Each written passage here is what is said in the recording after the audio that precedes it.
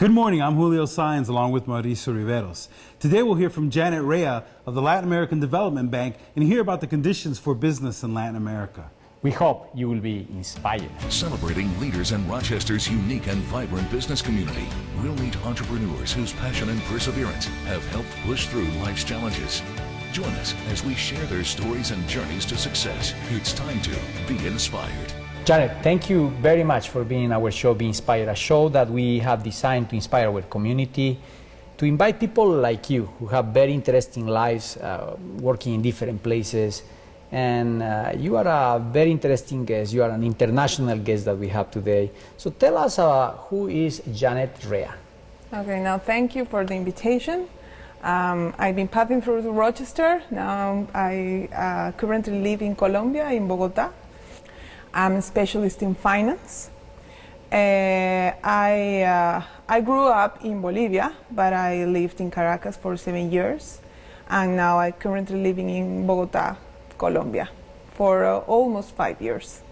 That's interesting. And you have been working in the banking, started your career in a private bank in Bolivia. Yes. So tell us a little bit about that experience. Okay, after I was not graduated yet when I get my first job, and was in a commercial bank in Bolivia. It was the National Bank in Bolivia.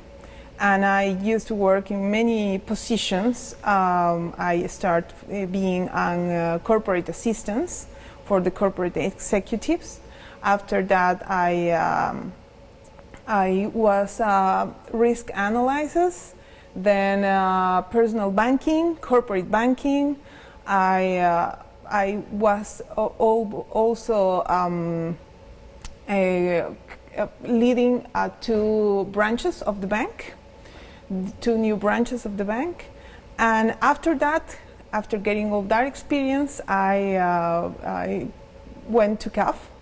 CAF is a development bank of Latin America. The original name is Corporación Andina de Fomento. And I'm currently working there for more than 10 years. When I began in CAF, I began in the operational department. I was in charge of the operations of the founding countries. And after that, I was moved to Caracas, Venezuela, at first in the operational department. And after that, I was moved to the Vice President of Finance. And since then, I'm working in the Financial Policies and International Issuances Department. Now that's a lot of travel. It's a lot of international experience, which is just fascinating. Let me start off by asking something before we go into the professional side. How do you adapt to relocating so much? What are some of the tricks to acclimating to some of these new places that you had to move to for work? Yes, you know, I think one advantage was that I was younger than now, so you get used easily. When I first moved to Caracas, I was just married, so my husband and I, we were younger, so we adjusted easily. And I think the trick all of this is have an open mind, because, for example, the next movement that we had, it was almost 5 years ago. We moved from Caracas to Bogota, Colombia, and we were with one little kid, my first son. And I think the trick is to be open mind and adapt the change as your as a style of life, you know. Changing is living, so I think every change refresh yourself. I think that's the trick. It was, you know, the cultural fact, it's a kind of issue to manage, because, for example, in Venezuela, you have very, I don't know how you say, very happy and open-minded persons, and when you go to Bogota, because it's an Andean culture, the mind is more close, it's closer. So it's just, you have to enjoy the change and try to get the best of the culture where you are. And that's wonderful, because business people And people who want to develop today, they need to think in the possibilities that the world is offering. Sometimes people just focus, hey, I'm living in Rochester, I live in upstate New York, I just want to stay here, I want to move. But the world is bigger and there are great opportunities. So tell us a little bit what's going on in South America. And I know this is a very generic question. There is a lot of challenges, difficulties, crisis and things like that, like in Venezuela. However, what are the opportunities and what's the environment right now in Latin America for investors to go out there? You know, you have macroeconomics that are telling us some indicators. There are countries who are doing better than others. Colombia is a good example of a country who is creating great opportunities. So tell us how Latin America is for investors. Okay, I always think that Latin America is the land of possibilities. Everything can happen there, and any moment. By now, as you said, we are not passing through a very good moment now. We have economies that are performing good. We have economies that are performing not so good. But I think there are always opportunities in Latin America. For example, good countries to take a look on are Colombia, Chile, Peru, Argentina. Regarding the last result of the primary elections, maybe you have to wait a little bit in order to know. But for example, in Argentina, a good break for that economy is the IMF. That now Macri made an adjustment with the IMF, and the economy's indicators are very well controlled with the IMF. So I think the next government will have to follow that path. But another country that is interesting is Brazil. Brazil is growing. The outlook is improving. Tourists in Latin America, I think it's a good thing to take a look and to maybe invest. As the other person that was here before me told, that the middle and small companies are good here in Rochester. In Latin America, I think it's the same thing. Because you can have a more diversified portfolio. I mean, if you invest in a big company, you will have more risk because you are more concentrated. But if you invest in a middle or a small company, I think that you can mitigate your risk because you will have a lot of industry that you can invest on. Now, I know I'm going to ask you something I think we could write a book about, but if you could just give me maybe 1 or 2 points. When you think about Americans and American companies that have been successful investing in Latin America, what would you say are some of the right things to do and some of the wrong things to do? I think the American companies that are invested in Latin America are the multinationals of the big corporations. By now, at least in the statistics that we have, we didn't notice that we have little investments in, for example, middle and small companies. I think that would be a good thing to watch closely. I think that not the big mistake for the American companies, but the big mistake for Latin America is that as a government you cannot give enough guarantees in the private sector. And we are a lack of institutionalism in Latin America, so that's a big issue, because if you invest, you don't have the guarantee to get the return or even get the funds that you invested sometime. So I think a good thing to do would be to try to diversify the portfolio in making not big investments but small investments in companies of middle size. Thank you. We'll be back with more after these messages.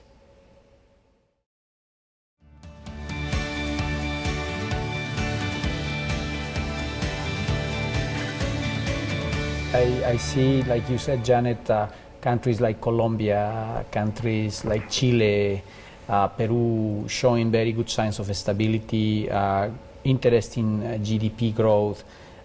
Your perspective in terms of those countries, in terms of developing maybe partnerships with local joint ventures, be able to create synergies between people who are investing from the United States, but always having a local partner to be able to navigate business locally. What's your experience around that type of experience, joint ventures, people working together in assignments in that way? Now, for example, in Colombia, we have good examples, that I don't know if you have heard, but it's a delivery company that's called Rappi. Yes. Rappi grew, but exponentially in Colombia, and it's a very interesting business. And now I think it's valued in $1 billion, something like that, in Colombia and some countries in Latin America. Mm-hmm. And it's searching for investors. So, what's the business of Rappi, for example, is that you can ask for food, ask for the supermarket products, or even ask for taking personal issues to pay the services or pay something, and they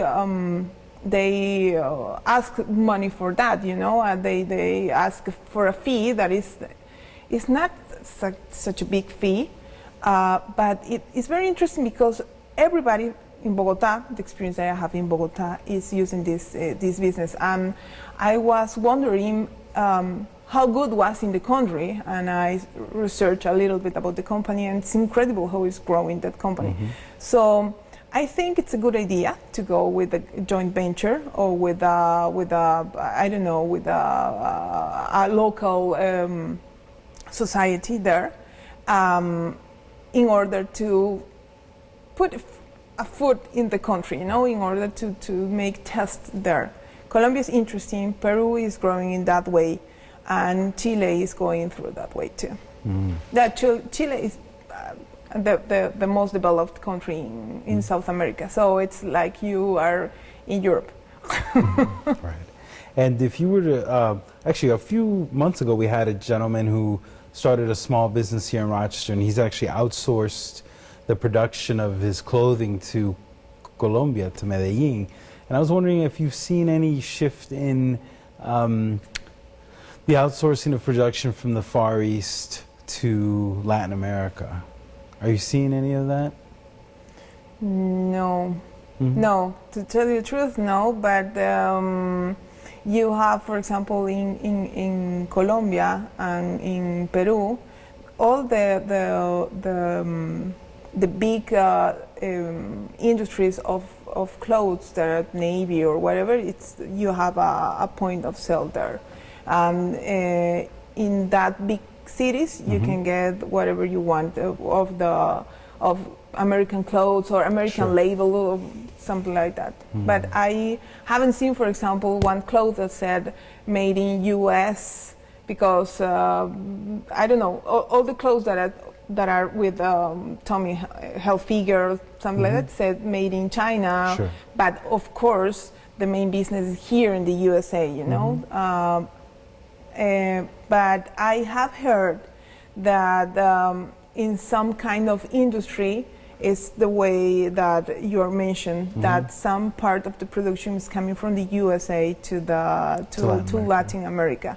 Because in Latin America, culturally, we think that the American things are really, really good, know?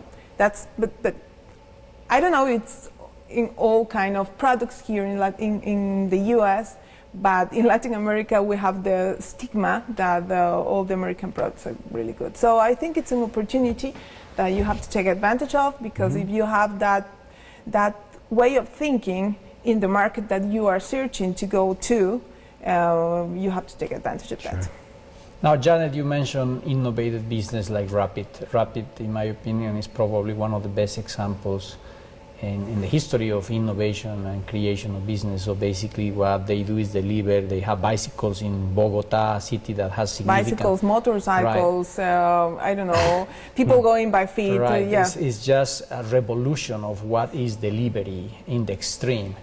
And now let's take this as an example, and let's think about what are the possibilities of the new opening in terms of branding those companies that has born in, like in Colombia, and start now selling right in other countries in Latin America, because I know that they are start expanding in other countries. They are expanding in Brazil. They start trying to open new doors in other countries. So my question goes in the direction of what are those opportunities to actually partner with a local provider, a local company, and then start creating a franchise. So start taking that. Examples of that, restaurants. For example, right now in Colombia, there are multiple examples of chains of restaurants that has great names. Hey, Julito, we know a lot of people here in Rochester who can actually bring that chain from Colombia to United States. So it's kind of looking this angle. How do you see those possibilities? Because I think we need to start thinking outside of the box. There is a lot of products, there is a lot of innovation happening down there. How we can take this and bring here to United States, for example. Okay, I think, for example, the most important business that Rappi is doing is not the delivery thing, is the database that they are creating, you know, because you have all the consumer partner way of thinking, way of buying, so that's priceless information that for any investor, for any entrepreneur is very valuable. Coming here to the United States in the delivery business, you know, it's another scale. Here in the United States is another scale, not compared with Latin America, because you have the consumerist here is huge. So if you want to invest here, you have to do it in that kind of business. You have to invest a lot of money. For example, I can give you, if you start a business like delivery, but in a bad way, maybe it will be really, really bad for you in the future. For example, in Bolivia, they began this delivery that was called like domicilios. It's in Spanish, but it's like, I don't know, like home service or something like that. And they invest not enough money to be success. Now it's not working, you know. And for example, you as a consumer, you have a bad experience because sometimes you ask for that service and you didn't receive what you expected to receive. So if you don't do in the right way, maybe you can lose credibility and get bad results. And here in the U.S., considering that you have a huge consumerism and a huge market, maybe you can think in the other way. Maybe you can think not investing here, but maybe trying to, I don't know, invest in Latin America, but considering that database information that you would eventually have of this kind of companies. Because information now, it's everything. You have the partner of the pattern of every consumer behavior, you will have the key to open the door that you want. Sure, and it sounds like you're also saying you could, if you have a business idea for a tech startup or something, you could even try to pilot it in Latin America and try it out first. It's less investment, less risk, and if it works, then you can bring that model back to the United States. Yes. That is powerful. I really like that idea, idea because I think that become a testing ground that allow to see how that product or how that service is being accepted in that specific market, and then bring here to United States in a more sophisticated market. But this has been very powerful, Janet. And what would be your message to people who are watching right now and they want to start a business in Latin America? What would be the message today in terms of what are the key things that they should consider? The key things that they should consider at first is the if you want to invest in Latin America, you have to take in consideration the cultural thing. It's very important, because if you don't understand the culture, maybe you won't get the results as you would like to. The first thing. The second thing is try not to make it the biggest thing. Try to focus in maybe a mid or small thing, because it's better if you, for example, if you tried and if you lose, I don't know, $50,000, you won't get poor for that. you will have the opportunity maybe to test at first and then invest in another idea and jump from one place to another. And the third thing is to be brave. Yes, you have to. I always think that entrepreneur it's a natural essential that you have. Mm-hmm. So if you have an idea and if you have the amount of money and if you have the willingness to do that, go. I think in Latin America you have a lot of opportunities. Regarding these countries that I mentioned, that you have some guarantees from the government that maybe that if you invest you will get the profitability, not the profitability, but you will get the norms and the laws that will protect you as investors. Janet, what a great interview. Thank you so much for visiting Rochester, and it's an honor really for us to have you here. And thank you for the insights that you give us about Latin America. I'm sure that we will have in the future a program with you. But again, thank you for being our guest today in Be Inspired. No, thank you. Thank you.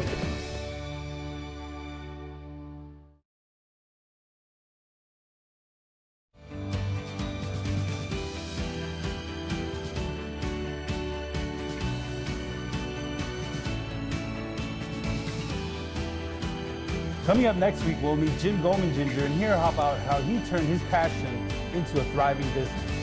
To watch today's episode and the complete interviews of our guests, go to rochesterfirst.com/beinspired. For more great talk with Rochester's entrepreneurs, listen to Poder 97.1, Saturdays at 9 a.m. For Mauricio Riveros, I'm Julio Saenz. We'll see you next week on Be Inspired.